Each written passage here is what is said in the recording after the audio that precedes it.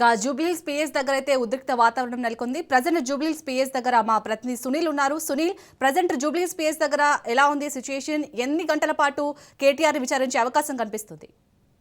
ప్రస్తుతం అయితే కేటీఆర్ విచారణ కొనసాగుతుంది. ఫోన్ ట్యాపింగ్ వ్యవహారం కేసులో గతంలో అరెస్ట్ అయినటువంటి నలుగురు పోలీస్ అధికారులు ఏదైతే తిరుపతి అన్న కావచ్చు, భుజంగరావు కావచ్చు, ప్రదీప్ రావు కావచ్చు, రాధాకృష్ణ రావు కావచ్చు, వీరి ఇచ్చినటువంటి స్టేట్మెంట్ తో పాటు గతంలో ఒక ఛానల్ ఎండీ ఇచ్చినటువంటి స్టేట్మెంట్, మరోవైపు ఈ కేసులో గతంలో ఎస్ఐబి చీఫ్ గా పనిచేసినటువంటి ప్రభాకర్ ఇచ్చిన స్టేట్మెంట్ ని బేస్ చేసుకొని ఈ కేటీఆర్ కు 160 సిఆర్పిసి నోట్సులు నిన్న చిట్ అధికారులు ఇచ్చినటువంటి పరిస్థితి మనం చూసాం. ఆ తర్వాత ఈ రోజు ఉదయం కేటీఆర్ అటు తెలంగాణ భవన్ లో మాట్లాడారు. తెలంగాణ భవన్ లో మాట్లాడినప్పుడు పోలీసుల తీరుపై కూడా కొంత తీవ్ర ఆగ్రహం వ్యక్తం చేయాలంటే కొంతమంది అధికారులు ప్రభుత్వానికి చెప్పినట్టు వింటున్నారు, అంటే లాండ్ ఆర్డర్ అంటే చట్టాన్ని గౌరవించకుండా, చట్టానికి లోపడి పనిచేయకుండా చట్టానికి అతీతంగా మీరు పనిచేస్తున్నారు అనేది కేటీఆర్ చెప్తున్న ప్రధాన వర్షన్. అయితే వీటికి సంబంధించినటువంటి తమ అధికారంలోకి వచ్చిన తర్వాత వీటికి సంబంధించిన వారిపై ఖచ్చితంగా చర్యలు తీసుకుందాం అనేది కేటీఆర్ చెప్పారు. అయితే కేటీఆర్ ఫోన్ ట్యాపింగ్ వ్యవహారం అనేది మొత్తం పోలీస్ పరిధిలో ఉంటుంది. అది డీజీపీ ఉంటారు, దానికి ఒక ప్రిన్సిపల్ హోమ్ సెక్రటరీ ఉంటారు,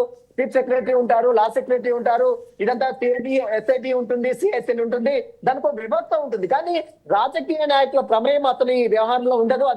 అది మావోయిస్టుల ప్రభావిత ప్రాంతాల్లో మావోయిస్టులకు సంబంధించిన అంశాలు, టెర్రరిస్టులకు సంబంధించిన అంశాలు, గూఢాచార వ్యవస్థ లాగా పనిచేస్తూ ఉంటుంది. అది ఫోన్ ట్యాపింగ్ అనేది అదంతా కూడా పోలీసులు చూసుకుంటారు. కానీ రాజకీయ నాయకులు ఈ తరహాలో ప్రమేయం లేనటువంటి వ్యక్తులను టార్గెట్ చేసుకొని ఏకంగా ఫోన్ ట్యాపింగ్ వ్యవహారంలో తమ ప్రమేయం ఉందని మొత్తం కూడా నమ్మించి లీకులు మరి తమను రాజకీయ కక్షతో చర్యలో భాగంగానే నోట్లు ఇచ్చి ఈ రకంగా వేధింపులకు గురి చేస్తున్నారనేది అటు కేటీఆర్ తో పాటు హరీష్ రావు కూడా అదే వ్యాఖ్యానించారు. తమ తప్పిదాలను ఎక్కడ బయటపెడుతున్నటువంటి నేపథ్యంలో అటు ఇచ్చినటువంటి 6 గ్యారంటీలు అమలు చేయడం లేదు, మరోవైపు ఇచ్చినటువంటి హామీలు అమలు చేయడం లేదు. ఇటీవల కాలంలో 9 కోర్ బొగ్గు కుంభకోణానికి సంబంధించినటువంటి టెండర్లకు సంబంధించిన అవకతవకలకు సంబంధించిన అంశాలు తెర మీదకి తీసుకురావడంతోనే మళ్ళీ ఫోన్ ట్యాపింగ్ వ్యవహారం అనేది తెర మీద తీసుకొచ్చారనేది బీఆర్ఎస్ నేతలు చేస్తున్న ప్రధాన అభియోగం. కాబట్టి దీనికి సంబంధించినటువంటి అంశాలపై మరి బీఆర్ఎస్ నేతలు కొంత ఆగ్రహం వ్యక్తం చేస్తున్నప్పుడు కూడా చాలా మంది కార్యకర్తలు అటు హరీష్ రావు నోటీసులు ఇచ్చారు, విచారించారు, మళ్ళీ కేటీఆర్ కి ఇచ్చారు,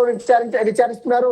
మళ్ళీ ఫర్దర్ గా గులాబీ బాస్ అటు కేసీఆర్ సైతం నోటీసులు ఇస్తారనే కొంత ఆరోపణలు వినబడుతుంది. కేసీఆర్ తో పాటు అటు సంతోష్ రావు కూడా నోటీసులు ఇస్తారని కొంత ఆరోపణలు కూడా వినబడుతుంది. కాబట్టి మరి చూడాలి ఈ కేసులో ఫర్దర్ గా కేవలం వీరిద్దరితో మాత్రమే ఈ యొక్క ఫోన్ ట్యాపింగ్ వ్యవహారం కేసు విచారణ ముగిస్తుందా, మళ్ళీ ఈ యొక్క విచారణ అనేది గులాబీ బాస్ వరకు వెళ్తుందా అనేది కూడా చూడాల్సింది చెప్పొచ్చు. ప్రస్తుతం అయితే విచారణ అయితే కేటీఆర్ కంటిన్యూ కొనసాగుతుంది. కేటీఆర్ పోలీస్ స్టేషన్ రాగానే చాలా మంది కార్యకర్తలు కేటీఆర్ వెంట వచ్చారు. వారందరూ కూడా పోలీసులు ఆపివేశారు. దాంతో కొద్దిసేపు కార్యకర్తలకు మరోవైపు పోలీసులకు మధ్య కొంత వాగ్వాదం చోటు చేసుకుంది, కొంత ఉద్రిక్తమైనటువంటి వాతావరణం చోటు చేసుకుంది. మాజీ మంత్రి హరీష్ రావు కూడా జూబ్లీహిల్స్ పోలీస్ స్టేషన్ పరిధిలో చోటు చేసుకున్నారు. చాలా మంది ఎమ్మెల్యేలు చేరుతున్నారు. వారందరూ కూడా ఇక్కడ నుంచి తిరిగి పంపించే ప్రయత్నం అయితే పోలీసులు చేశారు. ప్రస్తుతం అయితే కార్యకర్తలందరినీ కూడా ఇక్కడ నుంచి వెలగొట్టే ప్రయత్నం చేశారు. వారందరూ కొంతమంది అరెస్ట్ చేశారు. చాలా ఒక టెన్షన్ వాతావరణం కొద్దిసేపు లేకపోతే ఇప్పుడైతే కొంత వాహనదారులకు ఎక్కడ కూడా ఇబ్బందులు తలెత్తకుండా వారందరూ కూడా తిరిగి పంపించే ప్రయత్నం చేస్తారు. ప్రస్తుతం అయితే జూబ్లీహిల్స్ అనేది ఒక పెద్ద సెన్సిటివ్ ఏరియా ఉంటుంది.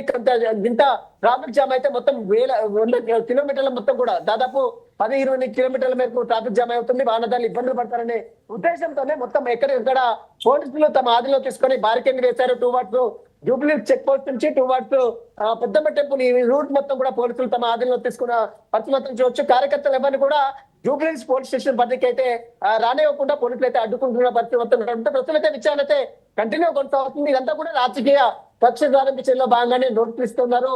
అయితే ప్రభుత్వాన్ని పరీక్షించినప్పుడల్లా ఏదో ఒక విచారణ పేరుతో మనం వేసినటువంటి గొర్రెల స్కామ్ కేసు కావచ్చు, కాళేశ్వరం కమిషన్ కి సంబంధించిన కేసు కావచ్చు, ఈ ఫార్ములా కేసు కావచ్చు, ఇప్పుడు ఫోన్ ట్యాపింగ్ కేసు కావచ్చు, ప్రభుత్వాన్ని ప్రశ్నిస్తున్నప్పుడల్లా ఏదో ఒక కేసు ముందుకు తీసుకొచ్చి ఈ రకంగా నోటీసులు ఇచ్చి విచారిస్తున్నది. గతంలో మనం చూసాం కేటీఆర్ ని 3 సార్లు, 1 కాదు 2 సార్లు, ఏకంగా 3 సార్లు ఈ ఫార్ములా కేసులో నోటీసులు ఇచ్చారు, విచారించారు. ఇప్పుడు ప్రస్తుతం అది డిఓపిటి లో కొంత పెండింగ్ లో ఉంది. తర్వాత గవర్నర్ దగ్గర క్లాస్ ఎగ్జామినేషన్ కి టైం ఇచ్చినప్పుడు కూడా అది కొంత పెండింగ్ లో ఉంది. కాబట్టి అది కూడా మళ్ళీ ఎప్పుడు పిలిచే అవకాశం, ఎప్పుడైనా పిలిచే అవకాశం కూడా కనబడుతుందని మరోవైపు బీఆర్ఎస్ నేతలు చెప్తారు. అయితే ప్రభుత్వాన్ని ప్రశ్నించినప్పుడల్లా ఏదో ఒక విచారణ పేరుతో నోటీసు వచ్చి ఈ రకంగా వేధింపులకు గురి చేస్తుంది రాష్ట్ర ప్రభుత్వం అనేది బీఆర్ఎస్ నేతలు చేస్తున్నారు. ప్రస్తుతం అయితే విచారణ అయితే కంటిన్యూ కొనసాగుతుంది. విచారణ సాయంత్రం వరకు అయితే జరిగే అవకాశం ఉంది. ఎందుకంటే విచారణ అధికారులు అడిగేటువంటి ప్రశ్నలకు సరైన సమాధానం చెప్పేంత వరకు వారు ప్రశ్నిస్తూ ఉంటారు. వారి విచారణ మొత్తం కూడా స్టేట్మెంట్ రికార్డ్ చేస్తూ ఉంటారు. కేటీఆర్ గతంలో హరీష్ రావు స్టేట్మెంట్ మొత్తం కూడా వీడియోగ్రఫీ చేశారు. సుదీర్ఘంగా 7.5 గంటల పాటు విచారించారు. అదే తరహాలో ఈ రోజు కేటీఆర్ సైతం సుదీర్ఘంగా విచారించి అతని యొక్క స్టేట్మెంట్ నమోదు చేస్తున్న ఒక ప్రస్తుతం విచారణ అయితే కంటిన్యూ కొనసాగుతుంది. జూబ్లీహిల్స్ లోపల బయట పరిస్థితి మాత్రం కొంత ప్రశాంతంగా ఉంది. ఎవరిని కూడా బీఆర్ఎస్ ఏ ఒక్క కార్యకర్తలు కూడా ఇక్కడ ఉంచకుండా వారందరూ కూడా తిరిగి పంపించే ప్రయత్నం చేశారు. ప్రస్తుతం అయితే విచారణ జరుగుతుంది. విచారణ కంప్లీట్ అయిన తర్వాత మళ్ళీ కేటీఆర్ ఎలాంటి ప్రశ్నలు అడిగారు, తను ఎలాంటి సమాధానం చెప్పారు అనే విషయాలపై కూడా కేటీఆర్ మీడియా సమావేశాలు నడిచి అన్ని విషయాలు కూడా వెల్లడించే అవకాశం ఉంది. సునీల్, మీరన్నట్టు గూఢాచార వ్యవస్థ కోసం ఈ ట్యాపింగ్ అనేది చేస్తారని ఆల్రెడీ చెప్పారు. సో మంత్రులకు ఎలాంటి సంబంధం ఉండదని కూడా ఇటు కేటీఆర్ చెప్పారు. అలాగే ఇప్పుడు డీజీపీగా ఉన్న శివధర్ రెడ్డి, జితేందర్ రెడ్డిని మీరు ఎందుకు విచారణకు పిలవట్లేదు, వారిని ఎందుకు అడగట్లేదని కూడా క్వశ్చన్ చేశారు. సో మరి కేటీఆర్ విచారణ తర్వాత ఈ కేసు అనేది ఎలాంటి మలుపు తిప్పే అవకాశం కనిపిస్తుంది? అంటే సిట్ అధికారులు కూడా క్వశ్చన్ చేస్తా అని చెప్పారు కదా కేటీఆర్. ఖచ్చితంగా. ఎందుకంటే తాము ఏదైతే ప్రశ్నలు అడుగుతారో ఆ ప్రశ్నలు అడిగిన తర్వాత తాము కూడా కొన్ని ప్రశ్నలను సిట్ అధికారులకు లేవనెత్తానని కొంచెం కేటీఆర్ కూడా మాట్లాడారు. అయితే గతంలో ఫోన్ ట్యాపింగ్ వ్యవహారం కేసులో అప్పుడున్నటువంటి అధికారులు ఎవరైతే ఉన్నారో వారికి సంబంధించిన ఇన్వెస్టిగేషన్ అధికారులు చేస్తున్నారు. ఇప్పటికే అధికారులని అరెస్ట్ చేశారు. మొత్తం 4 అధికారులు అరెస్ట్ చేశారు. ఆ తర్వాత అప్పుడు డీజీపీగా ఉన్నటువంటి మహేందర్ రెడ్డి స్టేట్మెంట్ కూడా సిట్ అధికారులు ఇప్పటికే నమోదు చేసుకున్నారు. ఆ తర్వాత ఎస్ఐబి చీఫ్ గా ఉన్నటువంటి ప్రభాకర్ రావు, గతంలో ఎస్ఐబి చీఫ్ గా పనిచేసిన ప్రభాకర్ రావు అమెరికాకు వెళ్ళిపోయిన తర్వాత సుప్రీంకోర్టు ఆదేశాల మేరకు ప్రభాకర్ రావుని వారెంట్ ద్వారా ఇక్కడ తీసుకొచ్చి అతన్ని విచారించారు. ఇటీవల కాలంలో 14 రోజులు పోలీస్ కస్టడీ తీసుకొని విచారించి స్టేట్మెంట్ కూడా నమోదుకున్నారు. అయితే కేటీఆర్ చెప్తున్నటువంటి ప్రధాన వర్షన్ ఇప్పుడున్నటువంటి అధికారులని విచారించాలని చెప్తారు. కానీ ఇప్పుడున్నటువంటి అధికారులకు గతంలో పనిచేసిన అధికారులు మారారు కాబట్టి అప్పుడున్నటువంటి అధికారులన్నీ స్టేట్మెంట్ కూడా నమోదుకున్నారు. అప్పట్లో పనిచేసిన డీజీపీ మహేందర్ రెడ్డి కావచ్చు, తర్వాత డీజీపీగా వచ్చినటువంటి అంజన్ కుమార్ యాదవ్ కావచ్చు, తర్వాత వచ్చినటువంటి ఎవరైతే శివధర్ రెడ్డి సంబంధించినటువంటి జితేందర్ రెడ్డి కావచ్చు, వీరందరి స్టేట్మెంట్ కూడా ఇప్పటికే నమోదు చేస్తున్నారు సిట్ అధికారులు. ఆ స్టేట్మెంట్ తర్వాతనే మళ్ళీ ఇటీవల కాలంలో రాజకీయ నిందితులు ప్రభాకర్ రావు కావచ్చు, ప్రణీత్ రావు కావచ్చు, భుజంగరావు కావచ్చు, తిరుపతిరావు కావచ్చు, అదేవిధంగా ఒక ఛానల్ ఎండి శ్రవణ్ రావు కావచ్చు, ఇచ్చినటువంటి స్టేట్మెంట్ తో పాటు మరోవైపు బాధితులు ఇచ్చినటువంటి స్టేట్మెంట్ ఏదైతే కేంద్ర హోంశాఖ సహాయ మంత్రి ఉన్నటువంటి బండి సంజయ్ కావచ్చు, టీపీసీ అధ్యక్షులు మహేష్ కుమార్ గౌడ్ కావచ్చు, కొంతమంది ఇచ్చినటువంటి స్టేట్మెంట్ ని బేస్ చేసుకొని కేటీఆర్ కావచ్చు, హరీష్ రావు కూడా నోటీస్ ఇచ్చారు. హరీష్ రావుని సుదీర్ఘంగా 7.5 గంటల పాటు విచారించారు. ఆ స్టేట్మెంట్ నమోదు చేస్తున్నారు. మరేపు కేటీఆర్ కూడా నోటీసులు ఇచ్చారు. 160 సిఆర్పిసి నోటీసులు ఇచ్చారు. అతను కూడా ఈరోజు సుదీర్ఘంగా సాయంత్రం వరకు విచారించి స్టేట్మెంట్ కూడా నమోదు చేసిన అవకాశం ఉంది. ఒకవేళ సిట్ అధికారులు అడిగినటువంటి అన్ని ప్రశ్నలకు కేటీఆర్ సమాధానం చెప్తే మాత్రమే ఈ రోజుతో విచారణ కంప్లీట్ అవుతుంది. ఒకవేళ విచారణ జాప్యం అయితే, కొంత ఆలస్యం అయితే మాత్రం మళ్ళీ ఒకసారి పిలిచి విచారించే అవకాశం కనబడిపోతుంది. ప్రస్తుతం అయితే విచారణ లోపల జరుగుతుంది. సాయంత్రం వరకు కూడా ఈ విచారణ జరిగే అవకాశం అయితే ఖచ్చితంగా కనబడుతుంది. మరి ఈ కేసులో ఇప్పటికే మీరు అన్నట్టు ఖచ్చితంగా గూఢాచార వ్యవస్థ అదంతా కూడా అధికారులు చూసుకుంటారు.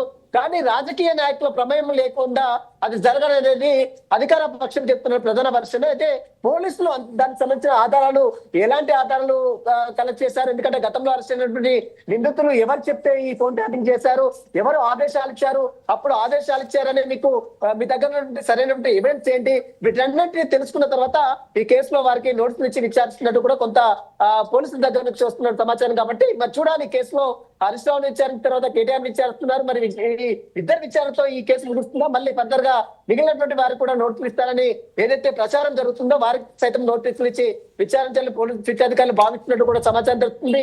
సాయంత్రం వరకు కూడా కేటీఆర్ సుదీర్ఘంగా విచారించి ఆయన స్టేట్మెంట్ కూడా నమోదు చేసుకున్న ఒకటి. కార్యకర్తలు అయితే ఎవరిని రాకుండా పోలీసులు అయితే జూబ్లీహిల్స్ పోలీస్ స్టేషన్ వద్ద భారీగా బందోబస్తులు ఏర్పాటు చేశారు. ఎక్కడ కూడా ఎలాంటి ఇబ్బందులు తగ్గకుండా వాహనదారులకు, ముఖ్యంగా జూబ్లీహిల్స్ మెయిన్ రోడ్డు మీద ఇది ఉంటుంది కాబట్టి పోలీస్ స్టేషన్ వాహనదారులకు ఎక్కడ ఇబ్బంది లేకుండా పోలీసులు కూడా అన్ని ఏర్పాటు చేశారు. ప్రస్తుతం అయితే విచారణ అయితే కంటిన్యూ కొనసాగుతుంది. Right, thank you Sunil.